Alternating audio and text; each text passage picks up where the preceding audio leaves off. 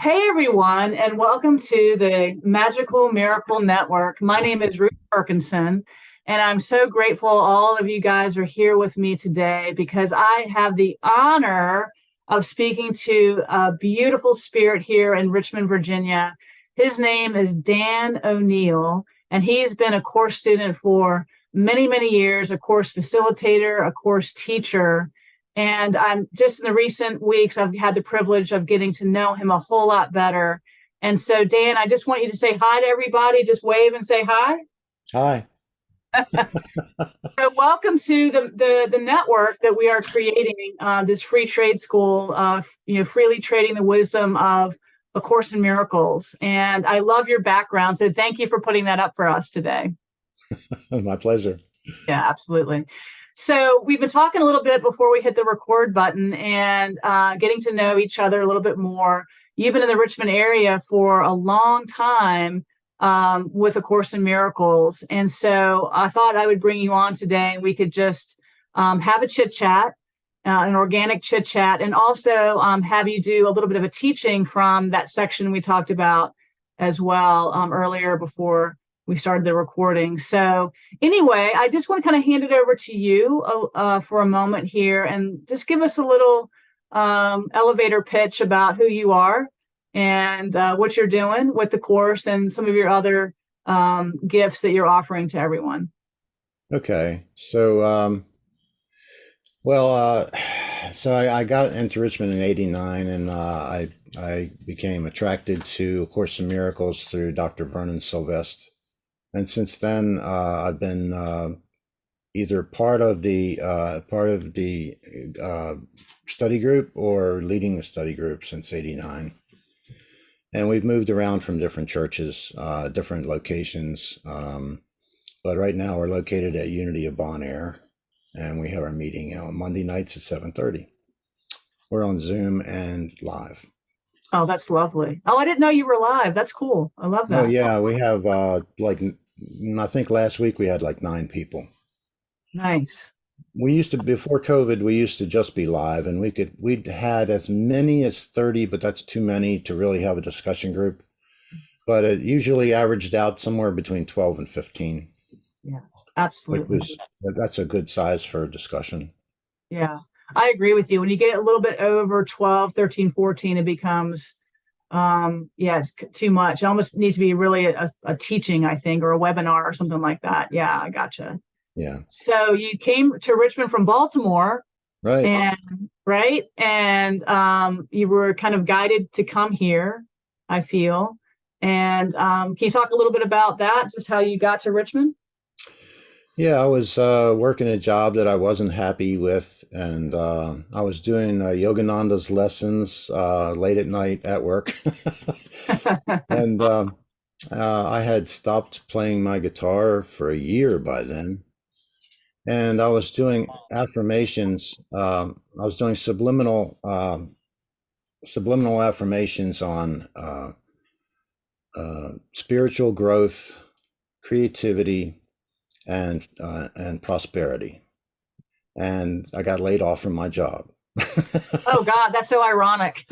Just perfect because after they gave me 5 weeks of severance, so I didn't have anything to do for five, didn't have to look for anything for 5 weeks. And one of our subcontractors happened to work in Richmond and really needed me badly and wanted, so he called me and said, "Hey, I need you on Monday." So so I moved to Richmond with a week's worth of clothes and a sleeping bag and a boombox, and stayed in a hotel for a week until I found a place to rent close to work.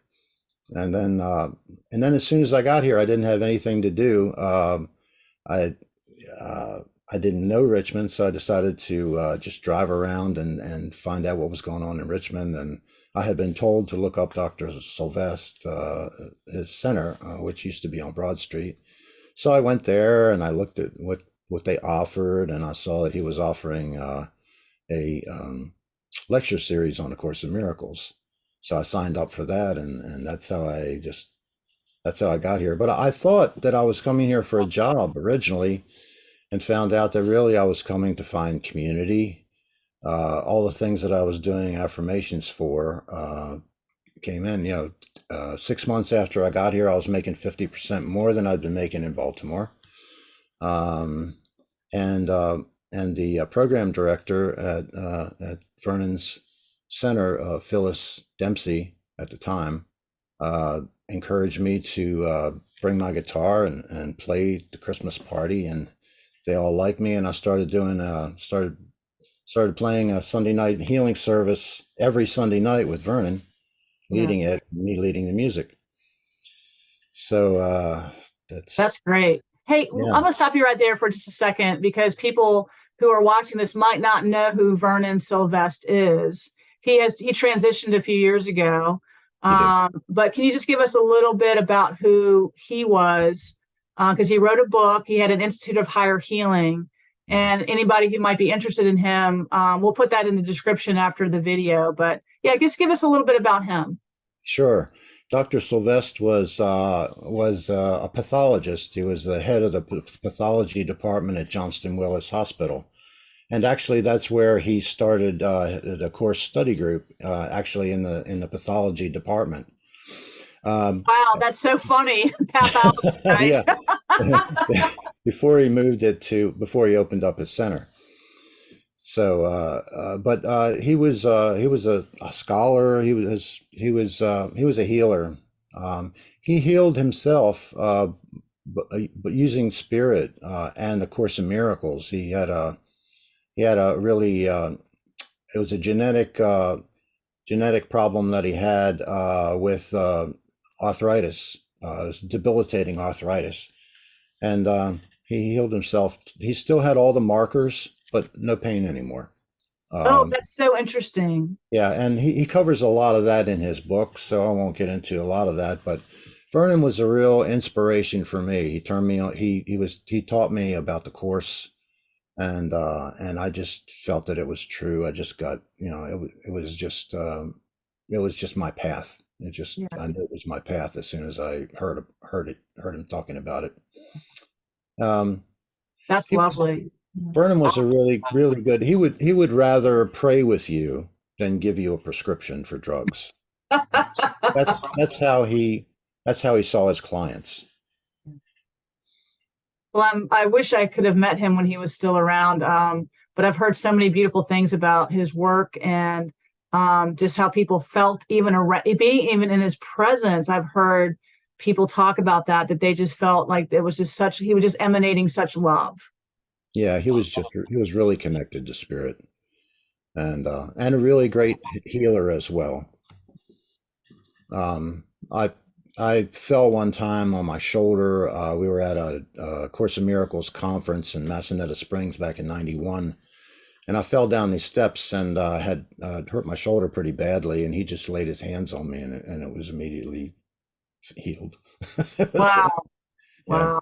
Oh my gosh, that's what a blessing. What a yeah, blessing. I wish he were here. He could just put his hands right on my eyes, right? And he's like, come on, Vernon. We're yeah. calling on you right now, Vernon. That's wonderful. Yeah, keep going. I'm listening. Oh, it was just one little aside. Someone who senses spirit a lot. Actually had a vision where this person came to him and told him his name was Vernon. This spirit told him his name was Vernon, and he was looking in on me. He was checking in on me, and this guy didn't know me or Vernon. Oh my So God. that was kind of interesting. That's really interesting. He had a little visitor. Yeah, yeah. Wow. That's beautiful. Well, I'm so grateful that you were able to meet him and, be guided by his work.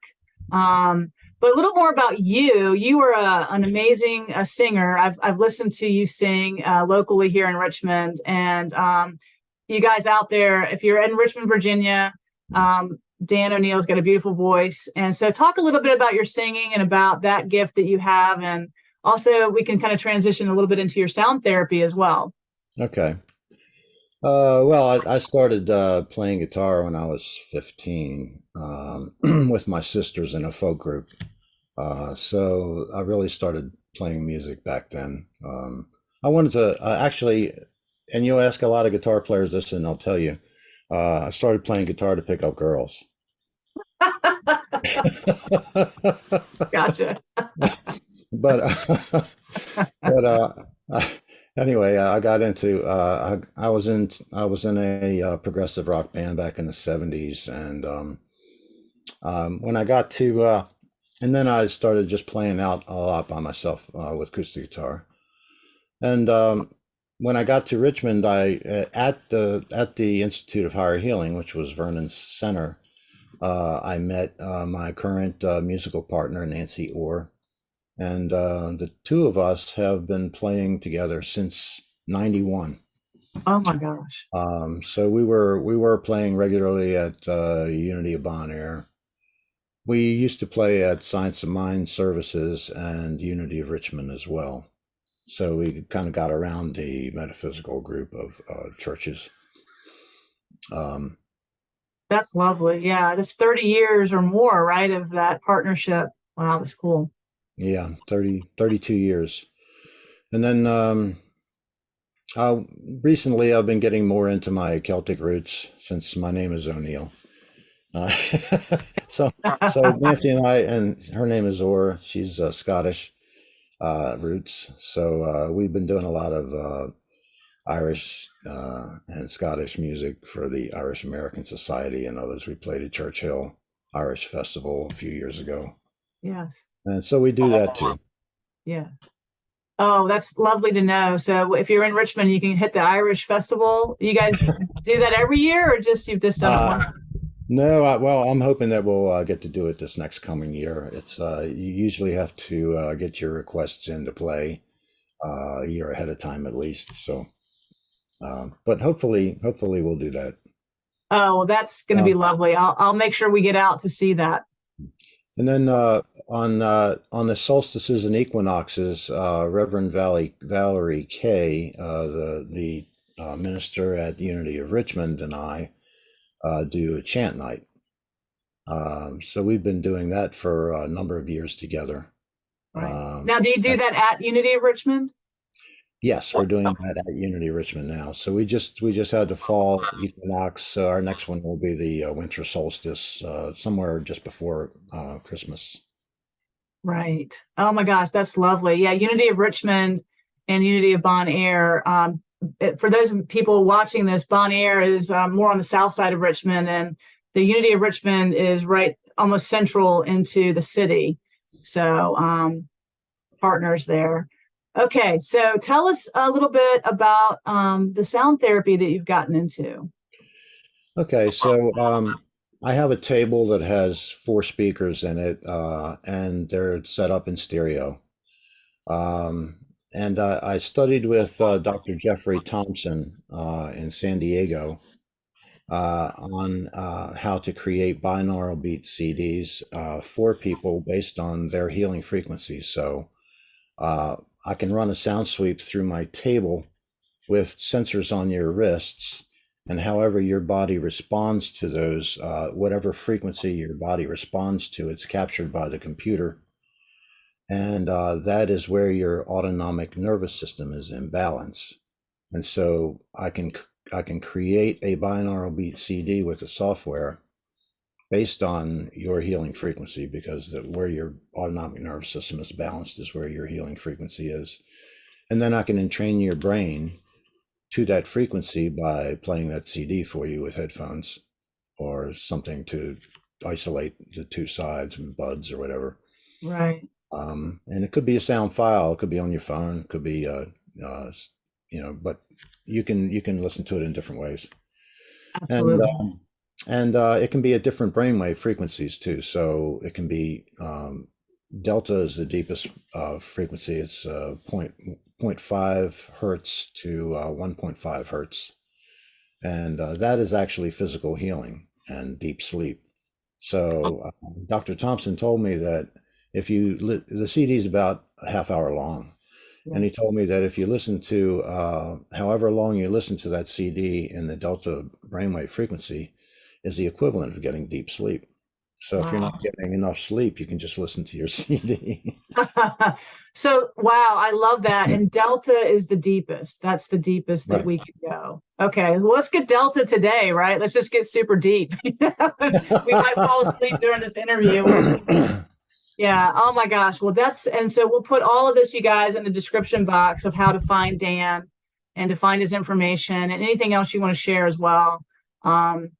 About how to find you and what and where you are and what you're doing, and especially the link. Maybe you can put that for the Unity of Bon Air and the Monday night group and all that, so people can catch that when they're local here to Richmond. And I love that you have been just this high vibration sound guy for so long, and that you love music. And I'm going to ask you right now, put you on the spot a little bit. I would love for you to come back on and sing, maybe sing a little bit, maybe one of your songs or something that you feel inspired to sing, just a little bit of maybe at some point. I would really love that. Yeah, we can do that. All right, we can do that. I get your agreement there. Yeah. I love it. Okay, so what we're going to do today, guys, Dan's going to do a little bit of a teaching from A Course in Miracles. We're trying to keep these videos to about 20, 25 minutes at the most. And so Dan is going to teach me a little bit today out of one of his chapters, chapter 21. And I'm so grateful that you're reading this to me, because I can no longer read the text.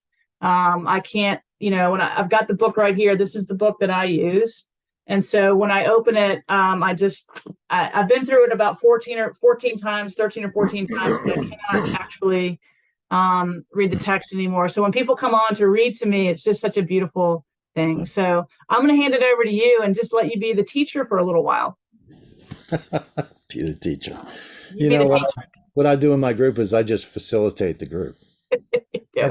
Everybody contributes. So Yeah. I'm not the lecturer, I'm just the facilitator. I just try to keep people on track. Yes. So they don't get too far off. Yes. And then if I think about something, I'll just pop in. There you go. That's how the Holy Spirit works. It just pops in and pops out. So you asked me to pick a section. So this is a section that I have bookmarked. One of the sections. There's so many beautiful parts of the course. I mean, it just gets into pure poetry sometimes. But this is one of the italicized sections that I love to read. And this one is really this puts our responsibility back on ourselves for our choices. We get to choose in every moment whether we're going to choose love or fear. And so this is called responsibility for sight. I am responsible for what I see. I choose the feelings I experience, and I decide upon the goal I would achieve. And everything that seems to happen to me, I ask for and receive as I have asked. Now that's a tough one. And what chapter is that out of, Dan? That's in chapter 21, Roman numeral 2. And that's the italicized section right after a couple of paragraphs in. So that's not an easy thing to accept sometimes, because we say, well, why did this happen to me? And this says, well, I'm responsible for what I chose for this to be in this way. And one of the things that Reverend Joyce Fisher Pierce, who used to be the Reverend before she passed at Unity of Bon Air, would say, whenever she had a challenging moment, I wonder what good is going to come from this. So we can never really judge anything that happens, because we don't know all the circumstances. The challenges that we might be facing are probably going to be the things that help us grow and take another step forward. So that's basically what I would say about that. I mean, what about you, Ruth? How do you feel about that? Well, yeah, no, I love that section. That's the responsibility for sight, and maybe offering up people who are new to the course, maybe an example of that. if you've got one, maybe even a personal example of where you had a challenging moment and you couldn't see the golden thread or the silver lining, but then when hindsight's always 2020, right? And maybe you can give maybe an example of that. That would be super helpful. And I'll try to give one too. Okay. Yeah. Well, and this would actually cover another thought too, is just that's remembering to ask the Holy Spirit to help us when help us with something that we're having difficulty working on for ourselves. Because that's one of the things that I learned early on in the course, or one of the things that attracted me to the course. It's you just need to have a little willingness to see something differently, and let Spirit do the work. And then we need to remember to ask Spirit to help us when in every moment. So I was in a situation, most of my life I've been an engineering draftsman, actually, for my day job. And I was working for this company for a long time. It's the one that I chose to, the one that I came to here in Richmond when I first came. And I was under a lot of stress, expecting a lot of output on my drawings and my checking. And the vice president of the company he was kind of emotionally and verbally abusive. It was just his nature. It's like how he was. And he was always looking at the bottom line. So I was in this situation where I just had all this pressure to get all this stuff done, which it was not possible for me to do. There was just not enough time for anybody to do it. Right. And to actually do it right. I mean, if I'd done it wrong, it would have cost the company a lot of money. So, we couldn't have that either. So I was just in a no-win situation. And I was really upset internally. I was trying to do my best. But I was at a point where I remembered to say, hey, I don't want to feel this way. So Holy Spirit, help me with this. Yes. And so I took a moment, I just breathed a little bit. I looked at the lesson for the day. And then I just went about just trying to get what I could get done. And about a half hour later, the vice president of the company comes back in and he apologized to me for having treated me the way he did and the things that he said to me. And I'd never heard him apologize to anybody for anything. So I know that Spirit connected with him and encouraged him to come and apologize to me for how he was. So that's an example that I would say of my choosing to ask Holy Spirit to help me. Yeah. And in that choice that I made, it changed the situation that and my willingness to see a situation differently and to ask for Holy Spirit to help me. Wow, that's such amazing wisdom, Dan. That example is so powerful because I think so many of us have been through that where we have been working a job where it's been too much all the time. I doctors and engineers and lawyers, and they work so many hours and they're expected to do so much. And there's so much pressure in that community. Even teachers, I worked in the teaching community for a while. There's so much pressure to perform and to get it right. And you get evaluated and I'll just say it, you get judged, and then when people aren't nice or kind to you, that really can be hurtful, But it sounds to me like what you did was you really went into the zone of Spirit. This is my little crystal for Spirit. This is my little heart crystal for Spirit. And you kind of went there and asked for some support, asked for some help. And it sounds to me like that message got to the other being, right? Is that kind of how you saw it? Yeah. Is that your perspective? Yeah. Mm-hmm. Yeah, that's happened to me several times in my career where I've been under a lot of pressure to perform and have had challenging, not only in my careers, but also with just in every, normal everyday situations with family. Sometimes there can be a lot of pressure there. Yeah. And so pressure to perform, be the nurse or the whatever. And so that can be challenging as well. And so I think that the teaching seems to me, or feels like to me, is that we really need to lean into the Holy Spirit's wisdom, because the Holy Spirit can see into every dimension of time and space, can see how all of this fits together. And I can't see into every dimension of time and space and everybody's wheelhouse, and I really don't want to. That's a lot of information.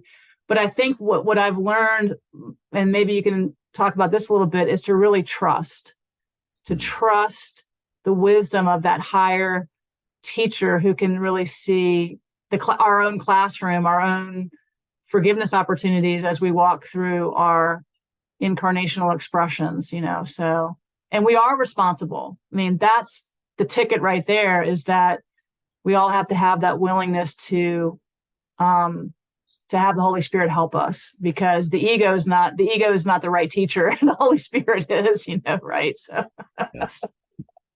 So that's a beautiful example. Anything else you want to share about that?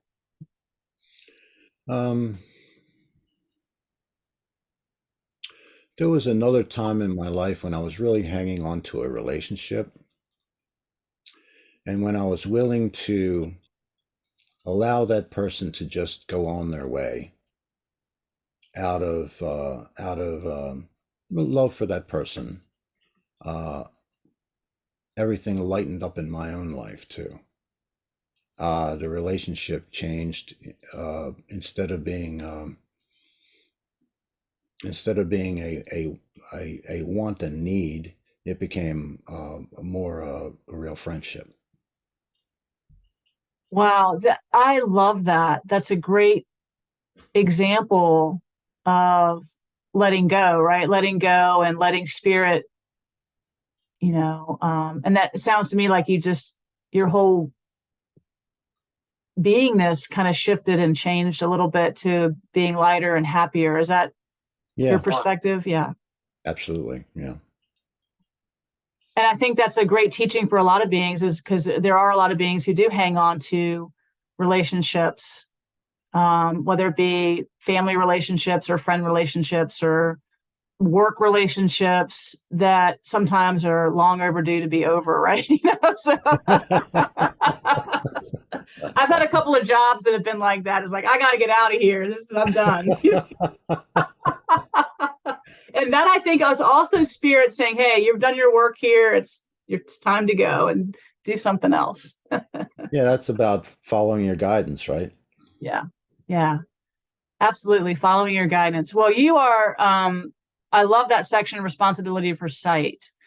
And I really am grateful that you've come on today to talk with us. I'm not sure how much time has gone by right now, but you're kind of like, it's fun talking to you, because I feel like we could just go on and on and on, but we've got a limited time here. But guys, we're going to have Dan back on, and I'm going to put you on the spot again. And could you come on every month or two to give us a teaching, you and Scott McLean? Sure.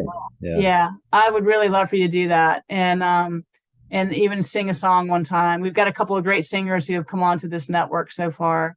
Yeah. All right, Dan, well, we're going to put all of your information in the description box of how to find you, Unity of Bon Air, all the links, your sound healing. If you've got events coming up, if you've got a Facebook page, all of that's going in the description box, because you are just this amazing wheelhouse of information with A Course in Miracles. And I'm so grateful. I might get teary a little bit. I'm so grateful that you have been facilitating, teaching, a student of this work for so long.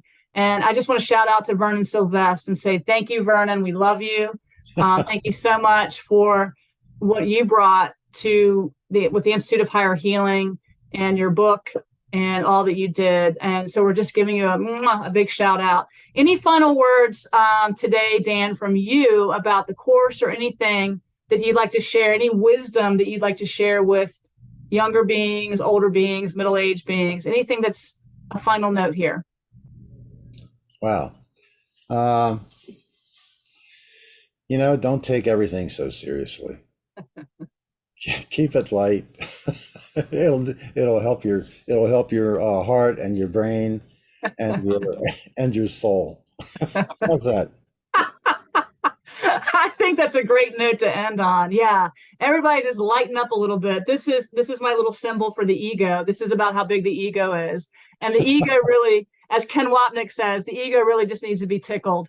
and we are going to just tickle the ego and laugh this world away together. Thank you so much for being my brother in A Course in Miracles in this community here in Richmond, Virginia. You guys, we are broadcasting and recording live from Richmond, Virginia. This is the Magical Miracle Network. We are a free trade internet school that's beginning this year. We are becoming a nonprofit. That's coming up later, and more information about that later. Dan, I love you so much. You're my brother from another mother, I'll call it that. And I just want everybody to be very patient with me as I take off my glasses to end the recording. And Dan, if you could just bless my eyes as I stop the recording. So thank you. Just your hands up. Please bless my eyes. And just say something here, Dan.